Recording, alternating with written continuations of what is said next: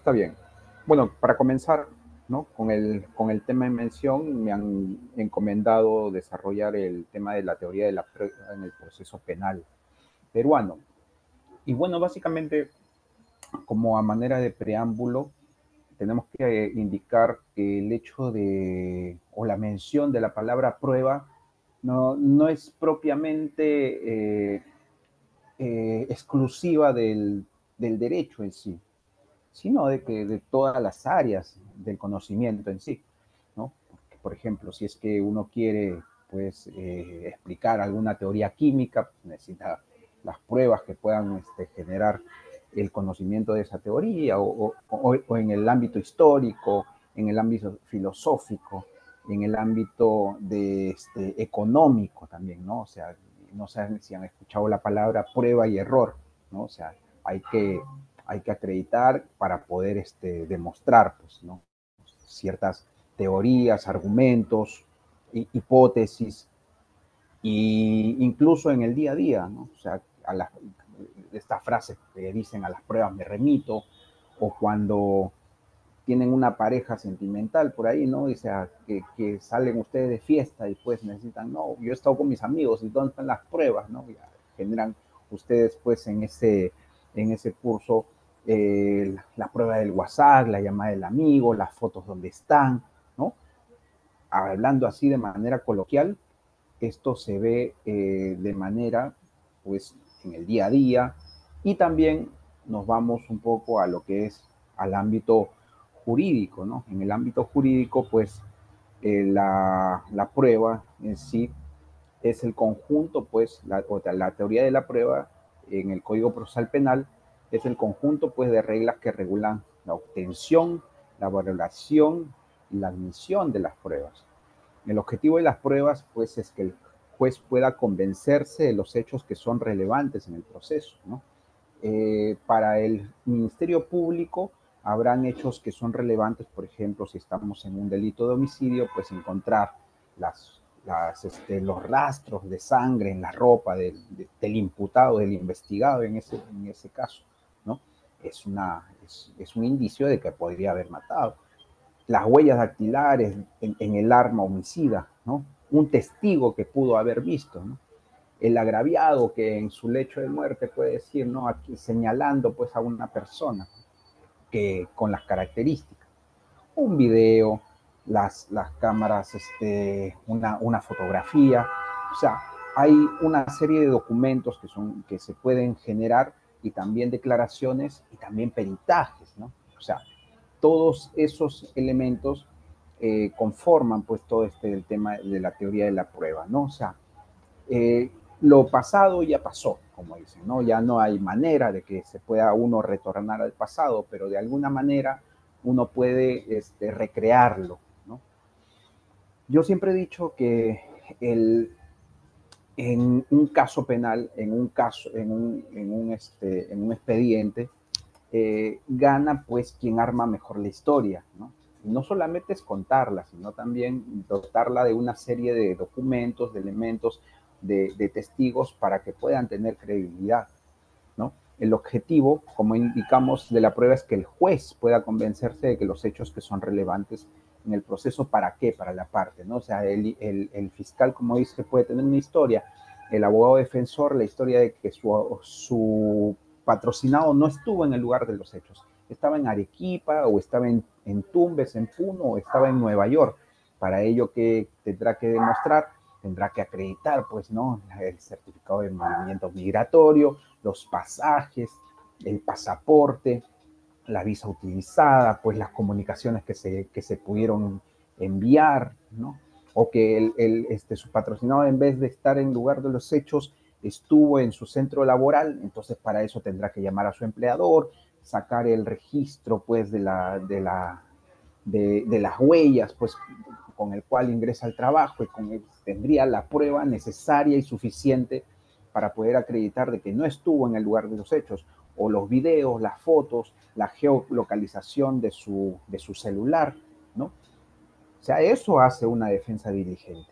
Si es que no lo aporta, podría, por más que sea mentira, pues una imputación, una historia que cuenta la fiscalía, con medios probatorios pues sesgados que solamente cuentan una media historia y un abogado no aporta todo lo demás, entonces pues podría causarle pues un grave perjuicio al derecho a la libertad individual del patrocinado si es que uno no las incorpora. Entonces es importante pues saber cómo es esto de la teoría de la prueba, ¿no?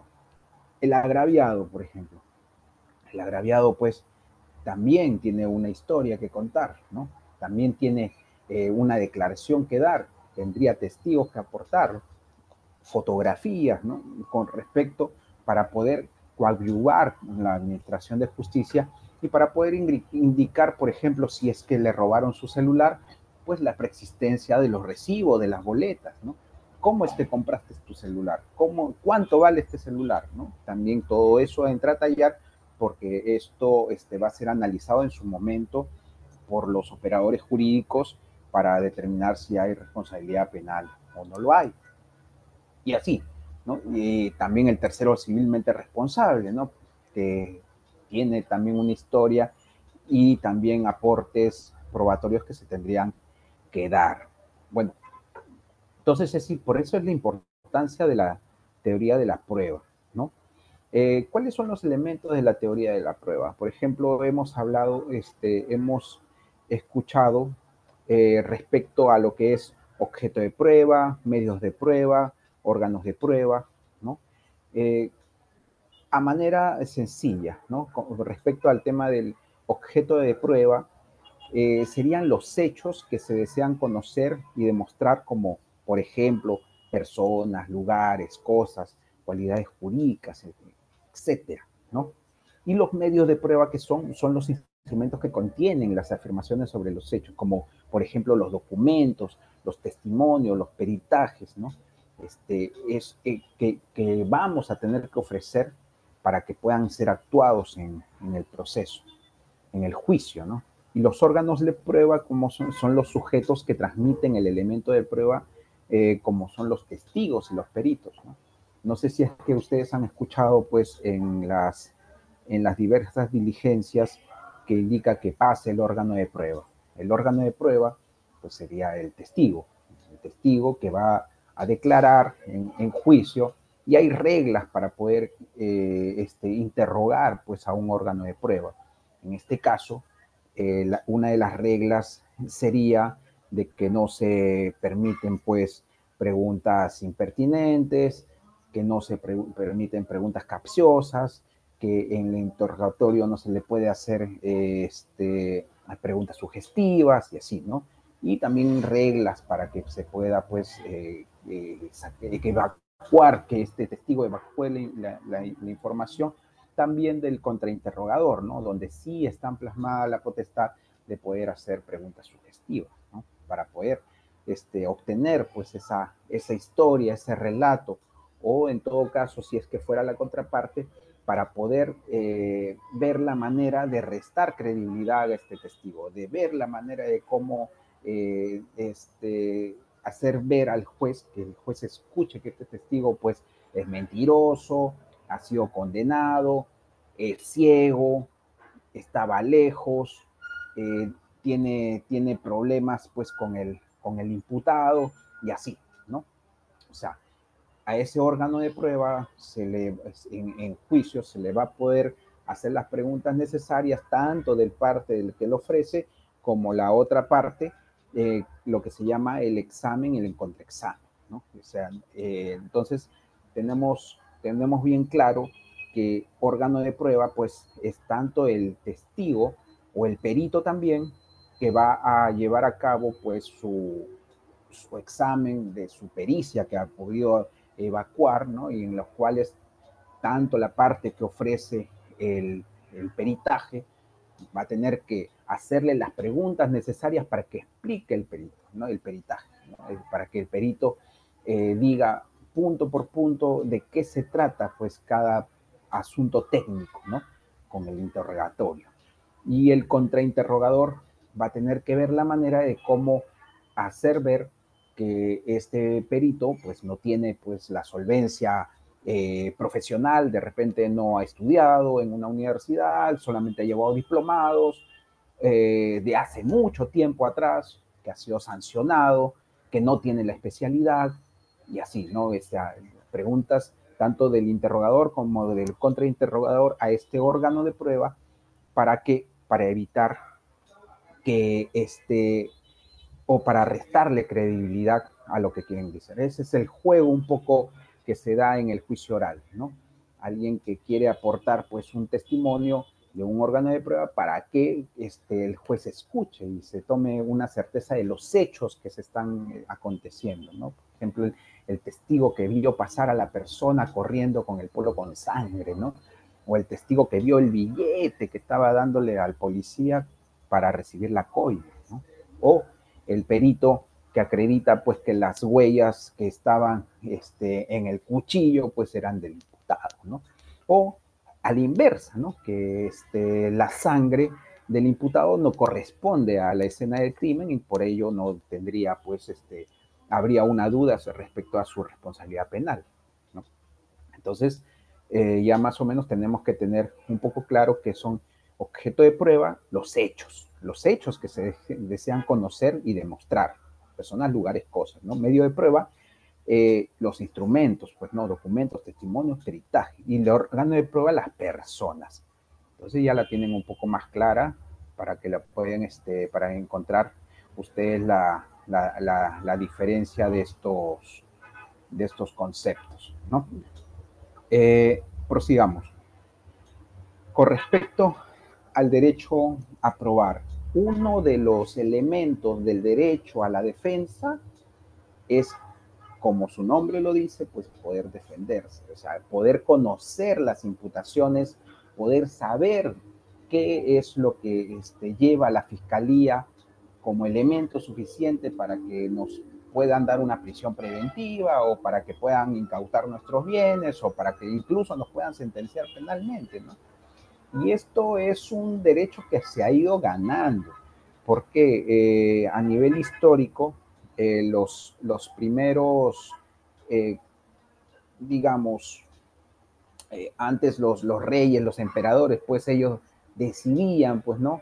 Solamente a mero capricho, pues, que le corten la cabeza o que lleven a la horca a cierta persona, ¿no? Así, ¿no? Poco a poco se han ido, pues, separando los poderes, ¿no? Ya no tenemos un emperador, un rey, un soberano todopoderoso que lo decide absolutamente todo, sin pruebas, sin absolutamente nada, ¿no?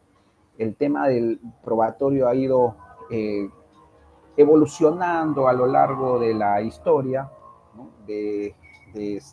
No sé si es que ustedes han ido al Museo de la Santa Inquisición, acá que queda al costado del Congreso de la República. Ven cómo es que era el proceso, el procedimiento de sacar pruebas que hacía pues en ese caso lo que era propio del derecho canónico, ¿no? O sea, te ponían un trapo en la boca y te ponían agua, tortura pues, ¿no? La tortura. Te ponían agua y ¿para qué? Para obtener una confesión, ¿no? Para que decía, oye, de verdad que tu vecino es hereje, te comenzaban pues a echar agua o a ahorcar o comenzaban a sacarte las uñas, te comenzaban pues a generar tortugas, ahorcamiento, comenzar a punzarte para obtener un testimonio, ¿no? En, eso nos parece absolutamente aberrante actualmente, pero vayan al museo y vean cómo era el procedimiento de obtención de prueba. Ahora estamos hablando de que hay contradictorio, que el interrogatorio, el contrainterrogatorio, que nosotros tenemos que estar presentes, que la prueba prohibida tiene que estar desfasada, pero en sus tiempos, en esos momentos, existía todo esto, ¿no? Entonces, eh, pueden darse cuenta de que ha habido un avance bastante significativo. Y cuando he ido a ese Museo de la Santa Inquisición que queda al costado del Congreso de la República, me llamaba la atención algo. Decían de que a una persona que le imputaban, digamos, blasfemia, herejía, ¿no? Que eran delitos que existían en esos tiempos, o brujería, ¿no? Oscurantismo, comenzaban a clavarle con una aguja en todas las partes del cuerpo, ¿no? Y la persona gritaba y gritaba. En el momento en que la persona dejaba de gritar, quería decir de que el demonio la había poseído y que los cargos eran ciertos. Interesante, ¿no? Aberrante, interesante, pero vayan, bastante eh, bueno, pues saber cómo históricamente se ha ido desarrollando esto. Pero bueno, yo creo que para no irme tanto del asunto. Y pues en esos momentos, ¿había derecho a probar? No, pues no. O sea, básicamente pues el inquisidor, ¿no? Buscaba la manera de acreditar delitos, pero uno de los derechos pues que están contemplados en nuestra Constitución es el derecho a la defensa. No solamente conocer las imputaciones y conocer las pruebas que tiene la fiscalía, sino que tenemos derecho a probar también, ¿no? El derecho a probar es un componente del derecho a la tutela procesal efectiva, ¿no? Se debe ejercer en la oportunidad y en el modo que el legislador ha previsto y el derecho a probar, pues no es absoluto, pues el medio probatorio tiene que ser pertinente, idóneo, útil, lícito y presentado en su debida oportunidad. Eh, Ahora último, esto ha cambiado bastante. Yo cuando ingresé a la universidad, todo era el sistema inquisitivo. Luego se ha ido desarrollando este nuevo sistema que ya es acusatorio. Pero cuando litigábamos con el Código de Procedimientos Penales, uno podía meter la prueba cuando quisiera. ¿Por qué? Porque supuestamente pues el imputado goza del derecho de poder aportar, presentar las pruebas, y entonces los abogados, si tenían la prueba al inicio, las presentas, ¿no? Y si las tenías al final, también. Incluso en apelación podías presentar una prueba, ¿no? Para que te puedan absolver, porque se podía generar en cualquier momento, o quizá la podías tener y nunca la presentaste y la presentabas. Y así las valoraban. Ahora con el Código Procesal Penal cambió, hay que ser muy cuidadoso al momento de ofrecer las pruebas. Y cuando se ofrecen las pruebas, lo veremos más adelante en la etapa intermedia, ¿no? Cuando termina el control de la acusación, ahí es donde se comienzan a admitir o inadmitir las pruebas que se han ofrecido, bueno, que habríamos aportado por escrito. Y también al inicio del juicio oral, ¿no? También si es que hubiera prueba nueva o si es que queremos ver la manera de que nos puedan admitir los medios probatorios que fueron inadmitidos, ¿no? Ya no es en cualquier momento. Entonces, ¿qué es lo que pasa? Que cuando cambian de abogados, ¿no? Normalmente, pues, no sé si es que todos son penalistas acá, todos litigan, pero en la práctica se ve que los imputados o los que están sometidos a estos procesos cambian constantemente de abogados. Generalmente, pues, se entiende, pues, la angustia que podrían pasar, pues, estas personas y sienten una necesidad de una solución rápida.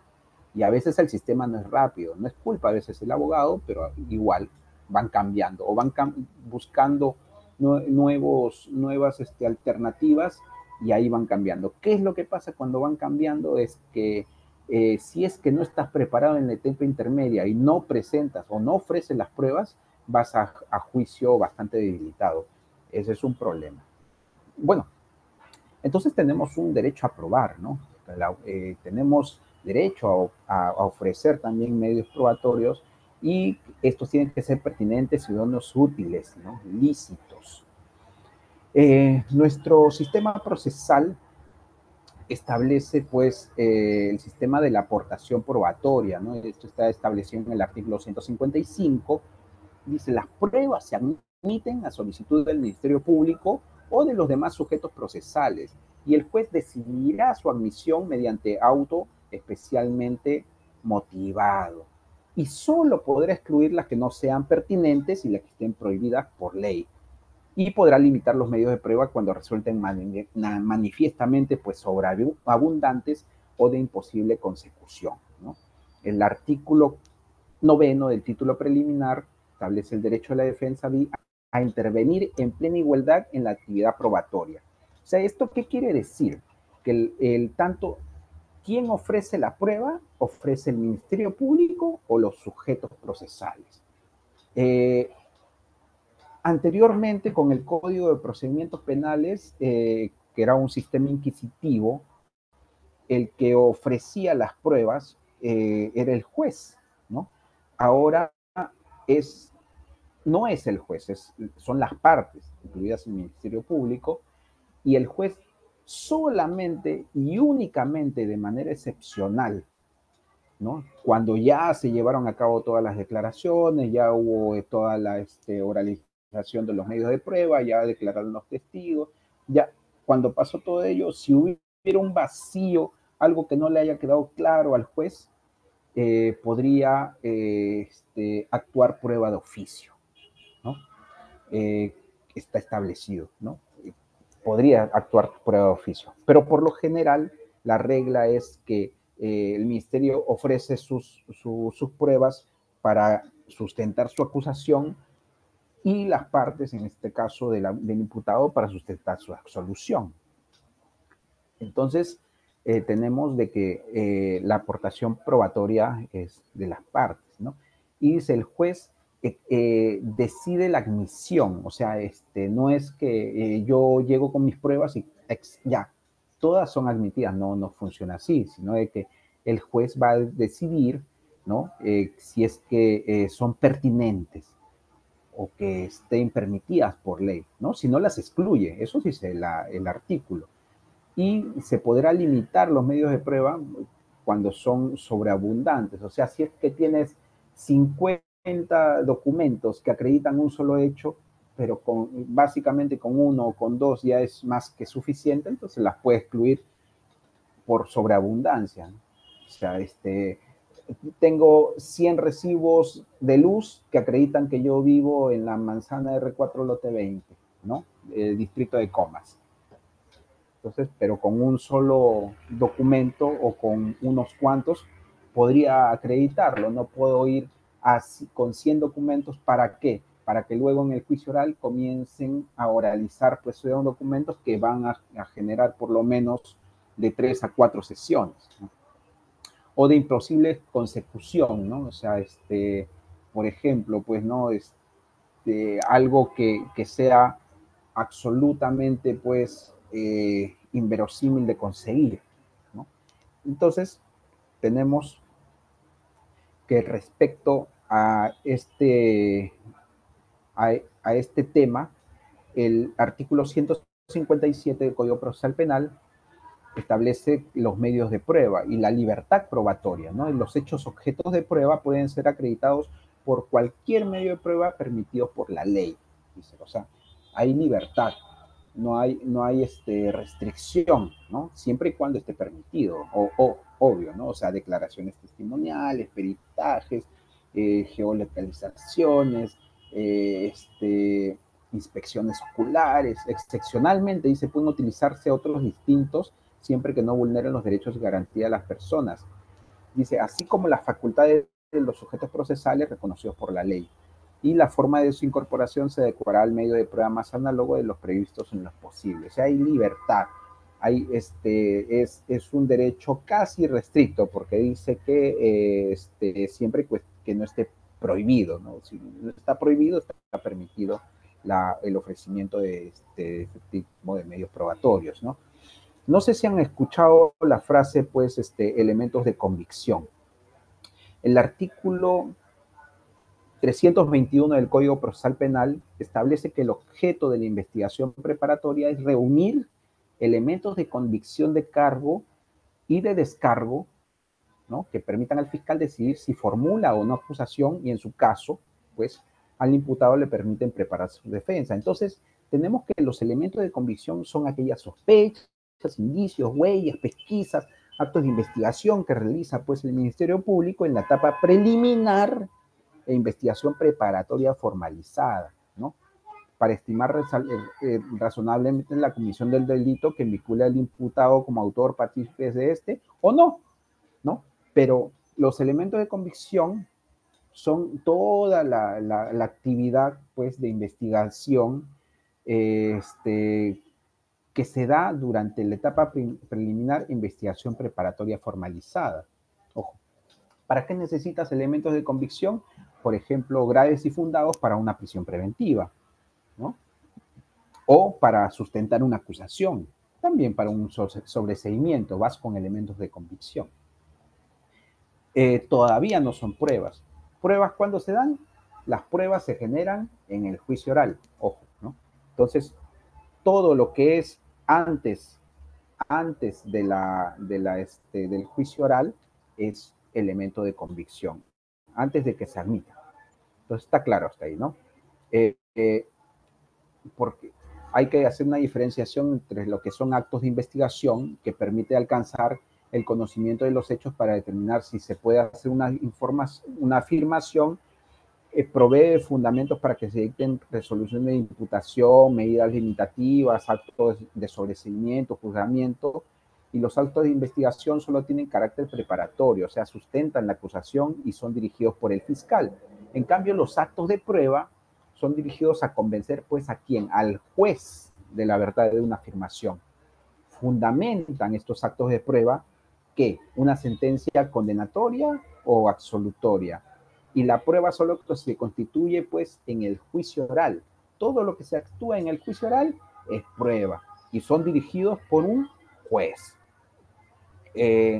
Respecto a la admisión de las pruebas, el juez puede admitir medios probatorios de pruebas de oficio o a pedido de parte siempre que resulten útiles, conducentes y pertinentes, ¿no? Pertinencia, conducencia y utilidad, no sé si han escuchado esa frase, que se utiliza para todo, ¿no? No es, cada vez que nosotros hacemos un ofrecimiento tenemos que decir por qué es pertinente, conducente y útil, ¿no? Y son cualidades que deben cumplir las pruebas para ser admitidas en juicio. La pertinencia es cuando la prueba debe ser relacionada con los hechos que se investigan. La prueba debe estar relacionada con los hechos que justifican, pues, la acusación y la defensa y con los hechos principales y secundarios. La conducencia es que la prueba debe ser un medio permitido por el legislador y debe tener idoneidad legal para probar, pues, el hecho. Y la utilidad es que tiene que tener entidad cualitativa para lograr lo que el solicitante procura obtener. Debe prestar algún servicio en el proceso para convencer al juez. Por ejemplo, si una prueba que tiende a demostrar la buena conducta de un sujeto procesal, cuando lo que está tratando es demostrar la cuantía de un presunto daño patrimonial, entonces este medio de prueba es impertinente, ¿no? Ya no tiene pertinencia y va a ser inadmitido. Lo habíamos adelantado un poco. Respecto a la oportunidad del ofrecimiento de las pruebas, ¿no? Cuando te notifican la acusación a los sujetos procesales, estos tienen un plazo de 10 días, ¿no? En este plazo de 10 días, ¿qué se hace, no? Cuando recibes una acusación, tienes que observar los defectos formales que pudiera tener la acusación, puedes, pues, ofrecer excepciones, ¿no? Puedes solicitar el sobreseimiento y también podrías, pues, tú tienes que ver la manera de conseguir de manera inmediata, dando lectura a la carpeta, buscando testigos, o sea, si es que eres el abogado del caso, tú ya te lo sabes y sabes qué es lo que vas a ofrecer, ¿no? Dios lo quiera.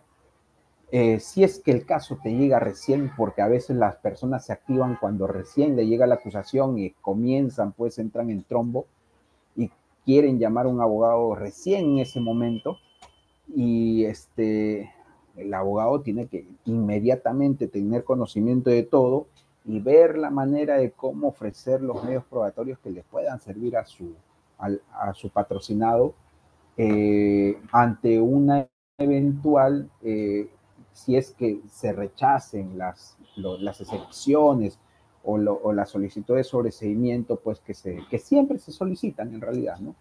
Se solicitan porque es parte del trabajo, pues, ¿no? O sea, hay que hacerlo, hay que fundamentarlo, hay que pelearlo igual, ¿no? Pero igual hay que aportar medios probatorios, porque si no se llegan a aportar los medios de prueba en estos 10 días por escrito, ¿no? Para que le corran traslado a las partes y lo sepan, acá comienza el problema, ¿no? Va a haber un problema, porque me han venido una serie de casos en los cuales ya comienza el juicio y yo cojo el juicio y cuáles son las pruebas que se ofrecieron. Y no hay, ¿no? O no hay pruebas, no nos ofrecieron pruebas y ahí es un problema. Entonces, en el plazo de 10 días se pueden ofrecer medios de prueba para el juicio, pues se adjunta la lista de testigos, peritos, precisando los hechos acerca de los cuales serán examinados en el curso del debate, y también pueden presentar los documentos pues, que no fueron incorporados antes o señalar el lugar donde se hallan los que deben ser requeridos, y el medio de prueba ofrecido debe ser pertinente, conducente y útil, como ya lo habíamos indicado, y en la audiencia de control de acusación, concluido pues el debate, el juez emite un pronunciamiento respecto sobre la admisibilidad de los medios de prueba o la inadmisibilidad también de ellos, ¿no? Van a ser declarados admisibles cuando, cuando son pertinentes, conducentes y útiles. Si no lo son, van a ser inadmitidos, obviamente, ¿no? Eh, Respecto a la prueba nueva, ¿no? ¿Qué es esto? La prueba nueva es un medio de prueba que se presenta en un juicio penal para llegar pues, a la verdad de los hechos y se considera nueva si no se tuvo conocimiento de ella previamente. ¿Y cuándo se admite? Se admiten nuevos medios de prueba, ¿ya? Estamos hablando en el juicio, ¿ah? En el juicio oral se admiten nuevos medios de prueba si se conocen después de la audiencia de control de acusación, ¿no? Supuestamente a la audiencia de control de acusación nosotros tenemos todos los elementos de prueba que han sido admitidos o inadmitidos, ¿no? Nosotros tenemos que demostrar que después del control de acusación se generó una prueba necesaria para, por ejemplo, apareció pues un video, ¿no? Donde se ve que nuestro patrocinado pues no estaba en el lugar de no estaba cerca al lugar de los hechos, ¿no? Estaba un poco lejos, ¿no? Sí, recién apareció. Fue publicada pues en una red social, apareció en un medio de comunicación, ¿no? Alguien la apareció. Porque si uno no llega a acreditar de que es nueva, es muy probable que el juez no la pueda rechazar, ¿no? Y si los medios de prueba, o sea, si los fueron desestimados en la audiencia, las partes pueden argumentarlo de manera especial. Excepcionalmente, las partes pueden reiterar el ofrecimiento de medios de prueba inadmitidos en la audiencia de control. La prueba nueva es un elemento de defensa para las partes procesales en un juicio oral. Su objetivo es hacer efectivo una defensa eficaz. O sea, hay momentos, ¿no? Hay momentos para poder presentar la prueba, tanto en el control de acusación como cuando inicia el juicio oral, se puede solicitar pues la actuación de prueba nueva, se puede solicitar que el juez reexamine las pruebas indebidamente inadmitidas en el control de acusación, ¿no? Y luego en el juicio se actúan las pruebas. Así funciona. Con respecto, hay que hacer una pequeña mención sencilla, nomás chica, respecto a la prueba anticipada y la prueba preconstituida, ¿no? La prueba anticipada es practicada con intervención de quién? Del juez, ¿no? Este es como un mini juicio chiquito donde se está actuando una sola prueba en específico, ¿no? Con una posibilidad de someterla a contradictorio y se practica cuando sea imposible su reproducción en juicio, ¿no? Por ejemplo, en los casos de la Cámara GESEL, ¿no? Las cámaras GESEL ahora todas tienen que ser ofrecidas por prueba anticipada y con presencia del juez. El juez participa dentro de la celebración de esta Cámara GESEL. Entonces, ¿para qué? Para que no se pueda, para que no se revictimice, ¿no? a la agraviada, y ya no es necesario de que vaya a juicio porque ya se actuó esta prueba y esta prueba va a ser luego pues valorada en el juicio oral que se vaya a instaurar a posteriori, ¿no? A diferencia de la prueba que es preconstituida, que es practicada en las diligencias preliminares o antes de iniciado el proceso, y se hace porque hay una irrepetibilidad sobrevenida, desconocida en el acto de investigación, y se tienen que generar las garantías constitucionales y legales pertinentes, ¿no? Por ejemplo, pues una prueba de alcoholemia, ¿por qué? Porque si es que no se va a estar pidiendo una prueba anticipada para poder hacer una prueba de alcoholemia, ¿no? O sea, se tiene que hacer. Y ¿por qué? Porque el alcohol se va del cuerpo en 1 o 2 días. Bueno, más allá de ello, eh, hay que tener muy en claro que la prueba se genera en el juicio oral. Antes del juicio oral no se llaman pruebas, se llaman elementos de convicción que se dan tanto en la etapa preliminar como en la etapa de investigación preparatoria. Eh, Hay que estar muy preparados para ofrecer los medios probatorios en la etapa intermedia y también al inicio del juicio. ¿Por qué? Porque acá es donde se dan la mayor cantidad de errores que se puedan producir, ¿no? Hay personas que se van condenadas por el hecho de no haber pues ofrecido las pruebas necesarias, ¿no? Se van, mira, pero si tú tenías testigos, tenías peritos, tenías documentos, ¿por qué no los ofreciste en el juicio? ¿No? No, mi abogado no los ofreció en el control de acusación.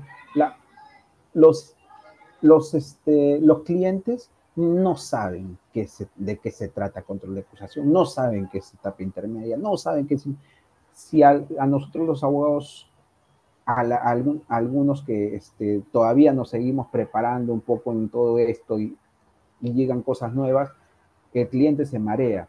Entonces, yo creo que debería ser eh, uno bastante responsable para que en esta etapa poder ofrecer y poder defender a su cliente, seamos el abogado a futuro o no, igual es nuestra responsabilidad, hay que estar muy preparados, muy conscientes de esto.